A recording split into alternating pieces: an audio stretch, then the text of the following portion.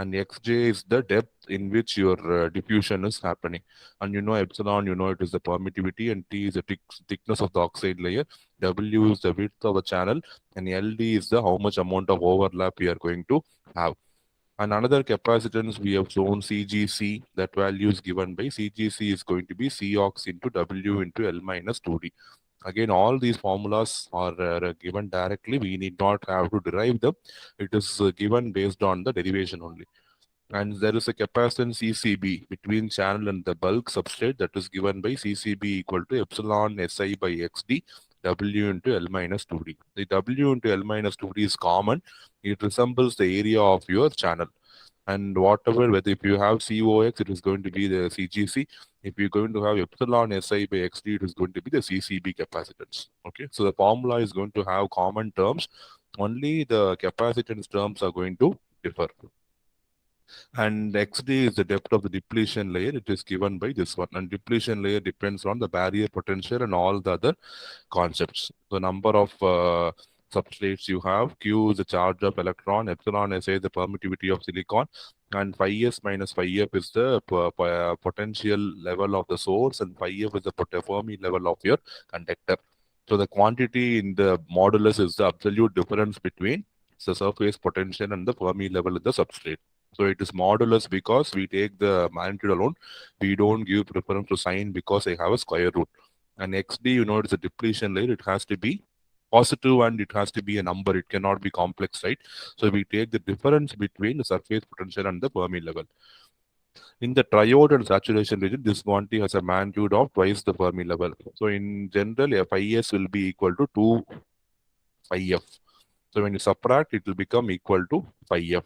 Okay, so this modulus of phi s minus phi f will be equal to phi f, because in both the saturation and the active region, the quantity is going to have a constant value. It is all found by experiments. So this is the value of all the capacitance, whatever you have in MOSFET, and the tabular column relating what in off state, what is the value in triode region, in linear region, what is the value in pentode region, what is the value. The CGS is given in terms of other capacitance, COV, CGC, COV, CGC, and COV. CGD is given in terms of COV, CGC, COV, CGC, COV. CGB is 0 in the active and saturation. It is available only in the off state. And CSB is given in terms of the corresponding junction surface to bulk substrate potential. It is given. So the variation of capacitance presents one additional option for realizing varactors. Very, very important application of these MOSFET capacitance is whenever you go for high frequency operation, you need to have a very, very low value of capacitance. So such low value of capacitance is very difficult to fabricate. So, and it will be very costly also. So in that case, we can use this MOSFET as a capacitor. So you know what is the value of the capacitance of MOSFET in the triode region. So I can get that value of capacitance by connecting a MOSFET in that circuit. So a capacitor can be realized by using a MOSFET in your circuit. Okay, so that is the very, very important advantage of studying about all these MOSFET capacitance. To avoid the need of negative supply, so you know in N-channel MOSFET, you need to have positive voltage for gate, and for P-channel, you need to have negative supply. So for that, what you do, you just to avoid the use of negative supply. Positive supply means overall you can give for the same circuit, but when you use negative supply, you need to have two power supply. One for VDS is always positive, but if you want to have negative value of VGS, you have to have a negative power supply.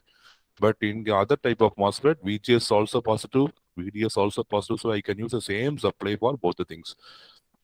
So in order to avoid negative supply voltages, the capacitor may be built in an N-type well using N source, N plus source and drain regions. So if you are going to fabricate the regions based on electrons, then you can avoid the need for negative supply.